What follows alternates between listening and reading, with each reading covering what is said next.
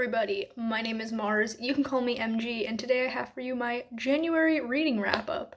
I read quite a few books, DNF'd a few too, but for the most part, I think I had a very good reading month, so let's just talk about all of the things that I picked up.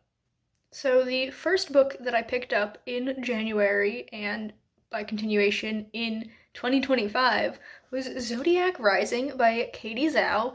This is a contemporary fantasy book with a magic system inspired by the Chinese zodiac. There's also immortal creatures like vampires and werewolves and fox spirits.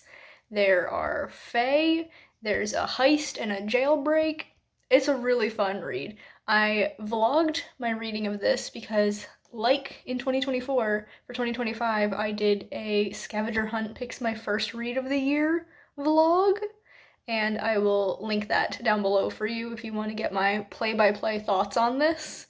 I will link all of the vlogs that I did this month for the books that I read, just so you can check them out if you haven't already. But yeah, I loved this book. It wasn't a perfect 10 out of 10. There were some things that prevented it from getting the full marks, but I had a really great time with this, and it will be getting a sequel. I believe the sequel is called like Heirs of Power or something like that, which is a very generic title, but who am I to judge? But yeah, this was a really good first read of the year.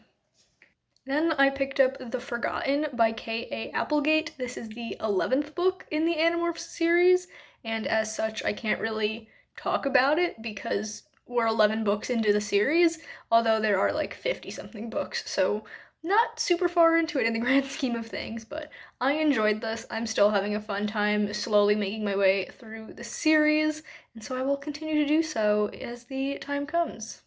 After that, I picked up Measure for Measure by William Shakespeare, and I read along as I watched a production on YouTube.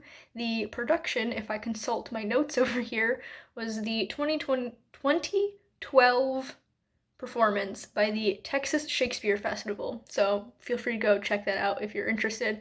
I loved it. I thought they did a phenomenal job, and they set it in New Orleans, which I wasn't expecting. I love when classic plays are like not necessarily updated, but like set in a more modern world. I think that's so fun. But yeah, I really enjoyed Measure for Measure.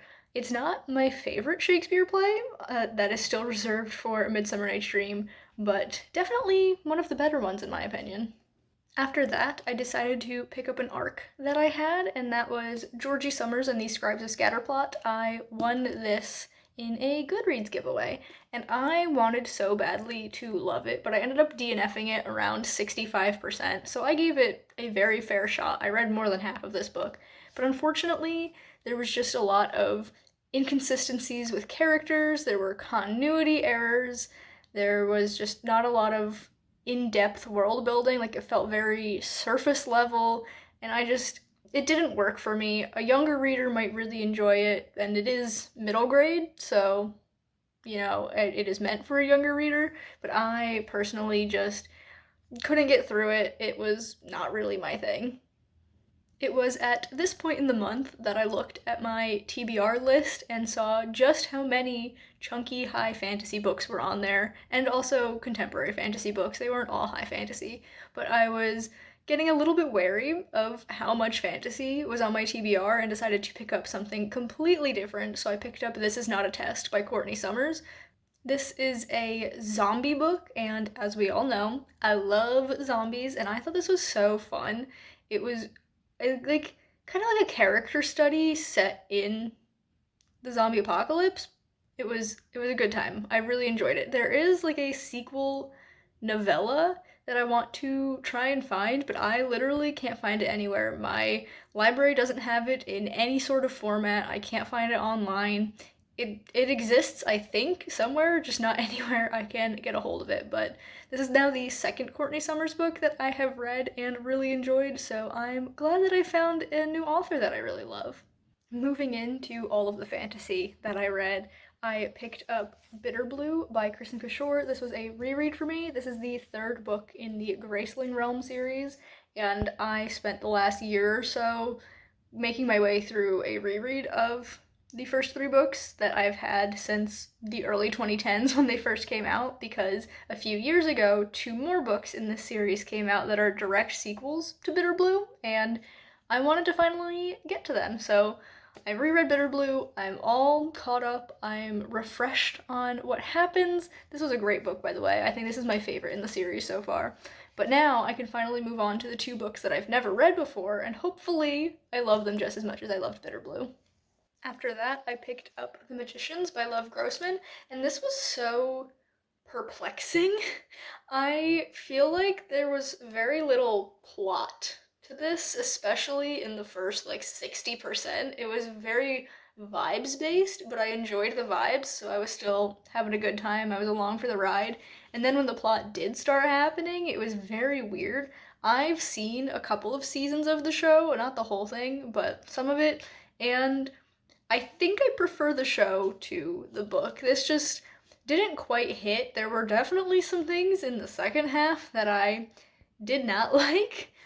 This is another book that I vlogged. It was Bitter Blue, The Magicians, and the next book that I'll talk about, I did a little mini fantasy vlog. So check that out if you want my more in-depth thoughts on this, because boy did I have thoughts. It was just a weird book. I'm keeping it for now and tentatively moving on with the series, but if you see this getting unhauled sometime in the future, don't be surprised. Then the third book that I read for that vlog was The Wild Huntress by Emily Lloyd Jones. Oh, my heart. Emily Lloyd Jones has done it again. If you are new here or somehow managed to miss this, even though I talk about it in almost every video, my favorite book of all time is The Bone Houses by Emily Lloyd Jones, and this is set in the same world, but like hundreds of years before. I don't actually know the like timeline. This takes place a couple of years, like 2 or 3 years after the Drowned Woods, and I know the Drowned Woods takes place 100-ish maybe years before the Bone Houses, so do with that information what you will. I do recommend you read the Bone Houses first, and then the Drowned Woods, and then this one, the publication order, but it's fine. Do whatever you want. This was really good. We follow a girl who hunts monsters, a prince who want he's not really a prince. He's the nephew to the king. He wants to make sure his brother doesn't take the throne because his brother is a terrible person. And then we follow the son of a different king who was raised by a monster and is dealing with that. And they have to come together and work together with this wild hunt that's going on to try and win. And like, it's so good. I cried so hard. But yeah, I really, really loved this book. It was fantastic, and I would read a million more books set in this world. So, Emily, if you're out there, please, I'm begging you, give me more. Then I read Chainsaw Man Volume 17, and as with Animorphs, I can't really tell you what this one is about because it is so far into the series, but I am still absolutely loving it. Chainsaw Man is one of my favorite ongoing manga.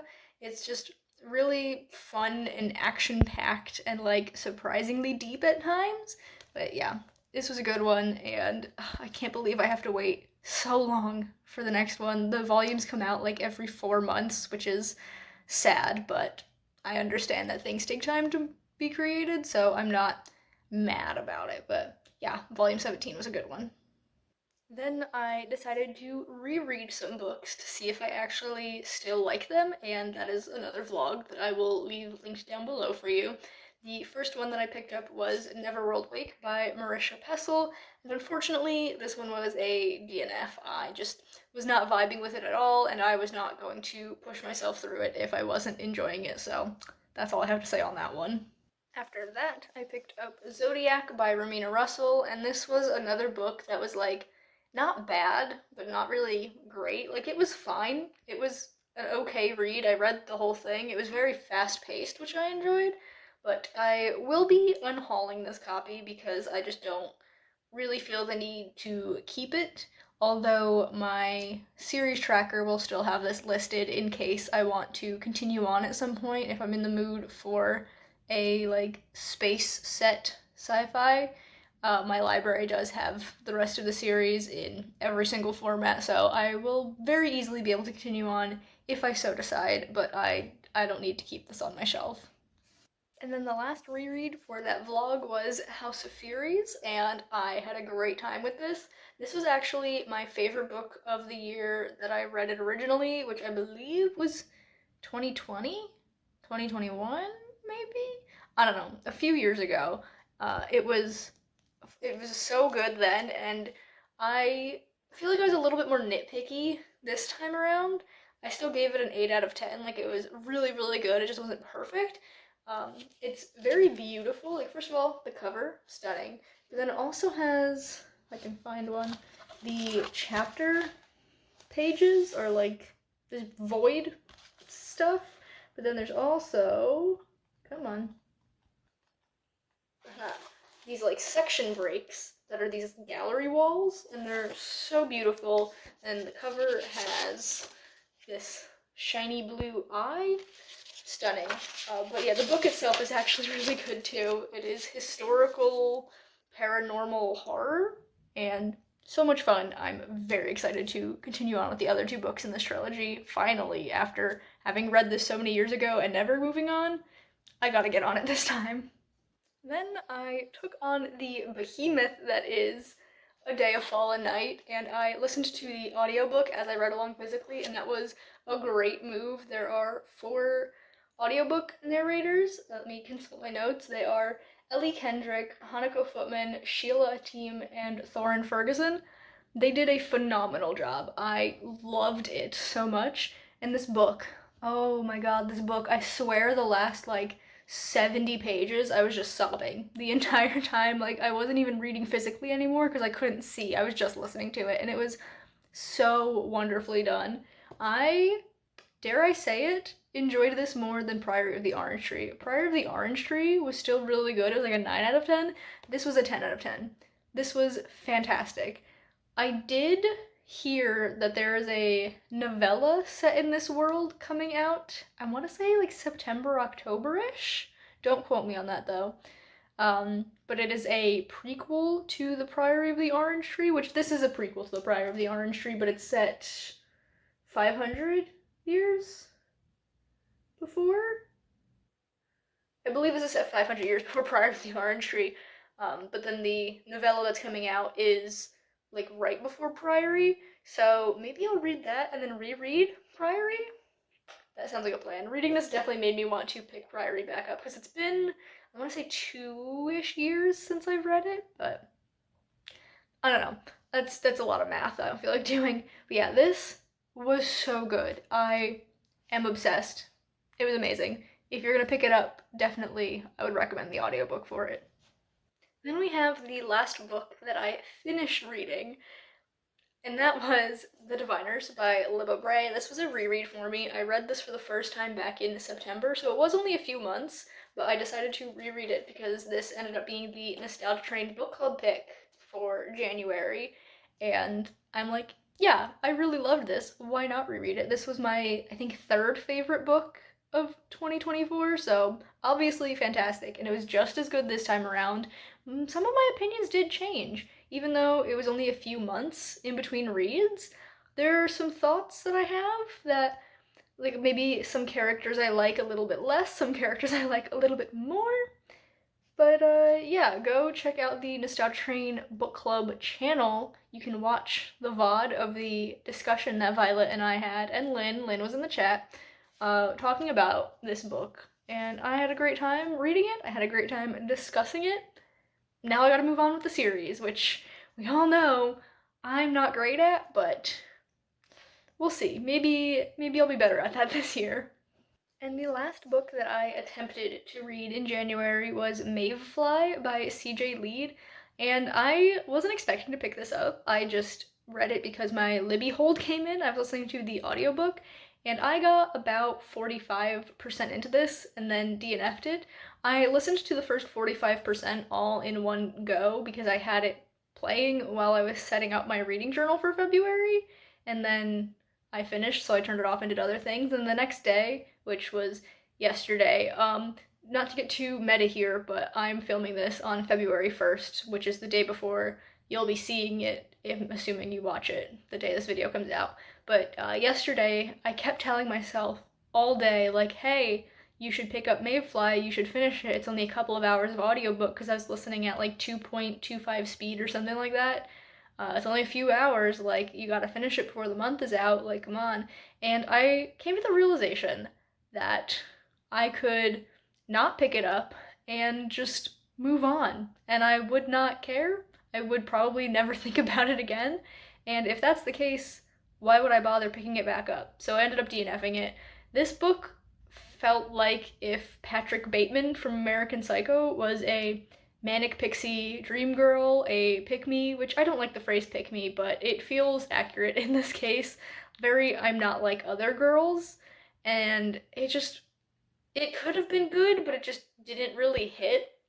And I read some spoilery reviews to like understand what I was missing out on in the second half, and I really don't feel like I was missing out on a lot, not gonna lie. The turn of events would not have been something that I would have wanted to read, so I think I made the right decision in DNFing this. It just wasn't for me. So ending the month on a little bit of a low note, but what are you gonna do?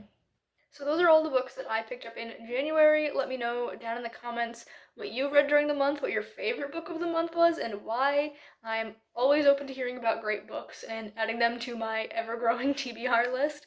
But yeah, overall, I did have a few duds, but for the majority of the month, I really, really loved the books that I read, which is all I can ask for. But we have now come to the end of this video, so if you've enjoyed it, be sure to give it a big thumbs up. You can subscribe to my channel for more content, and then we'll see you guys in the next one. Bye, everyone!